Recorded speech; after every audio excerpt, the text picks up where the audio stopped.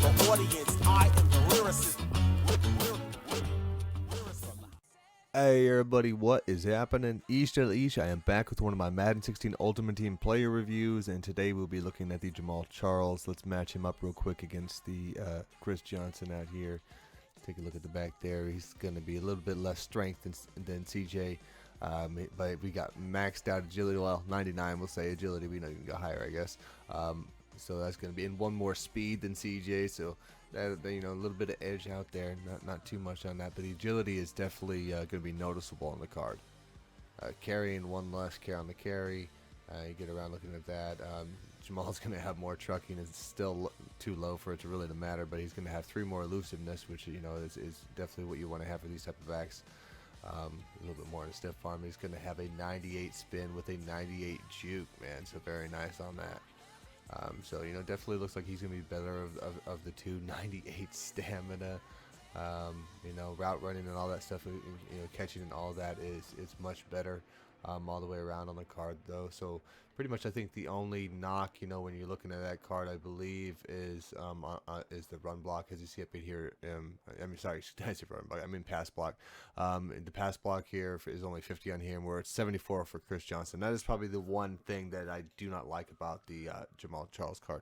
That said, let's get out into the field. All right, man. We're gonna get on down here. First game up with Mr. Lit. We see what we can do get the spin moving with Jamaal.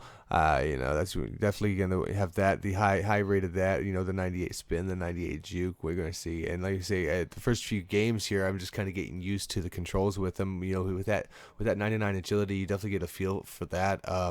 He's one of those guys where you really got to be careful about using the speed burst early on plays, because he'll definitely just go kind of squirrely on you and just take off and run it into where you don't really want him to.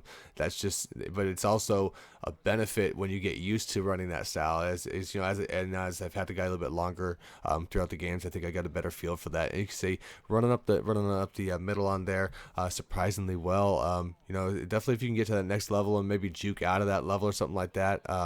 You can see that, and right there, kind of cutting on a dime and going out of bounds. So right there, I probably had the speed down, so you know I lost a yard or two. I should have got the first, but I see here we're kind of up the middle. We're getting a spin out there. So as I'm getting a feel for bending him in and out, you know, the way the guy could move in there, he definitely was picking it up for me.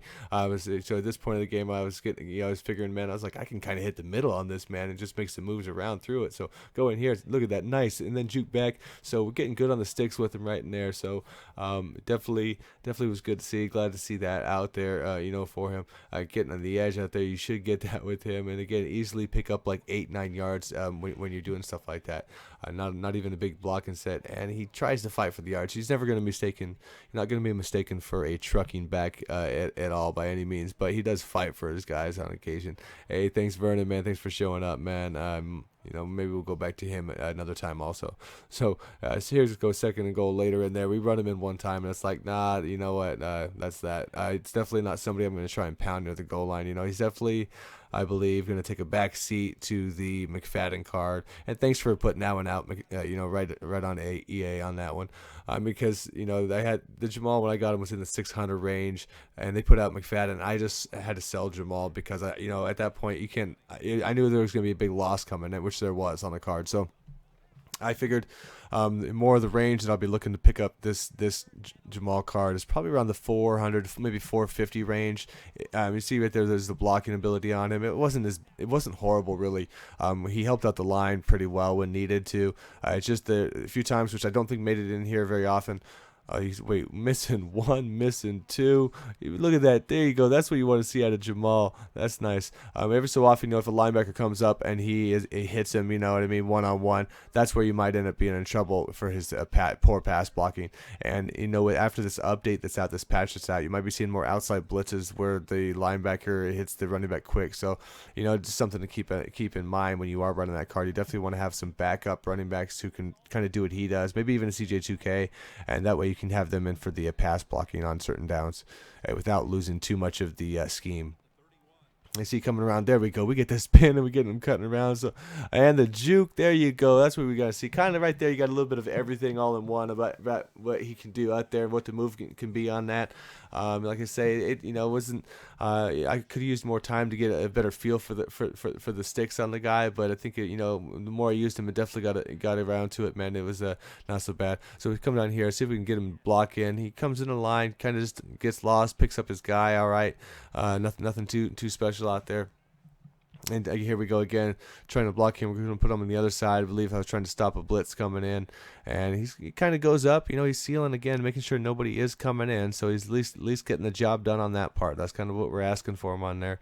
At least when he saw somebody free coming at the bottom, he released and went to that also. So that's kind of what you like to see. I think as long as he's not dealing with one-on-one situations very often, he'll be okay. Come around again, we get the spin, and just an easy 8-9 yards when you're not even doing a whole lot, just a little bit of dancing out there. And even the tougher yards he can get, but again, it's just that's not really something you want to be pushing him on a lot. You're definitely not going to be forcing those. You're trying to get more in space, get your jukes going like that, get those extra yards out there. And every so often, you're just going to break one. You're going to get that juke will just bust you free. So come out, and on these swings and all the passing stuff, he's going to be great at. Overall, I was pleased. He definitely felt like a nice upgrade over CJ2K. Whereas, I know I can get a lot of the stuff done at the same time, though. That's the thing is, there are a lot of things you can do with both guys. Like this play right here, I could have done this, either one, same thing right in there. So, you always take that into when thought whether or not you want to make the upgrade purchase. How much more is it worth the CJ2K? That's why I think the current price is $600, $500. I didn't really think it was. But there's going to be definitely a price here when it drops a little bit where I'll go back to him for sure. And you see right there, he's holding up on the block. I needed him again. I believe I was coming up, gets another blitzer there, so he does at least help out and assist and give me enough time to get the ball over the top. We come back around here, and then we go get the edge. We get the blocking out there, so pretty nice. You just turn that corner, man. You got myself 22 yards on the play, so you'll take that for your first 10 coming back around. He at least slips that one. I run into Klein, I believe that is my guard. I really do not like him. I really would like a better left guard. Hopefully another one comes out. There we go again. See us, we're getting big out here. We're just getting a big chunk. I would have liked to see him take that one to the house, man, for sure. But if we get the ankle clip. We do run him into a blitz right there. Take him back out after that. Say that's enough of that. A little bit later in the game, though, we take it, man. There we go. We get the edge, man. See, with that speed, you just get a little bit of blocking, holding up. I got good blocking wide receivers, obviously. So, he just needs a little bit of time, man. And you'll definitely break through. So there we go with a catching traffic sort of play, pass play right there. So he is going to catch a few of those. He's got some of the best receiving stats in the game also. And like I say, that spin's going to get me an extra 4 or 5 yards all the time. The juke will be pretty good also. So we definitely want to use the combination of those. I think the one real good thing to try to do with him is run straight through the line, and once you get into the secondary, juke left or juke right, whatever you feel for. I think you can really make a lot of plays with him. I found starting to get used to that. Say 4th and 1, come here. What you gonna do, man? You coming? Oh man, everybody go for those under routes, brah. But thank you much. But stay back on that. So in this one here, trying to get a little bit of an LT coming off the edge, man. That dude is just a beast. Like the only card I would ever replace my LT with would be another LT, and I won't be able to afford the ultimate legend LT, I'm sure. So I think I'm stuck with him, but that's okay. That's a good problem to have. Jamaal coming out of the backfield again, man. Nice on any of those swings. He's gonna get free, especially if they have a linebacker on him. Ain't no one gonna be covering him. He'll be all right. I'm not really looking to put him in jump ball situations, obviously, but stuff like this. Look at this. The guys even got the edge. Just spin it back in. As long as I can get the timing down, that's about a little. I think you have less room for error in this one than before as far as spinning and stuff like that. If you mistime it, you definitely do not get a lot of extra yards in this one. So for both of those, and for me, when I miss juke, dude, I get hit stick for fumbles. So I definitely always try to be a little bit more cautious with those. That's why probably I do still spin a little bit heavier, even though I don't think it's as effective, because I still feel it's a little bit safer. Look at that. We're making a couple people miss, though, man. Making a couple miss. So that's what you want to see him fighting for the extra yards at least, man. That's kind of what you get the card for. And, oh, dude, we get rocked, man. But that was my fault. I put him in a spot to fail right there. I mean, that's what it was. But All right, we're gonna get that. We're gonna close this one out, man. So hopefully I'll pick this card up again in the future. You know, when it's a little bit cheaper, and do another review or just do more gameplay with it, because I know I can get even better plays out of it than I did here. I just kind of ran out of time because I didn't want to take a big hit.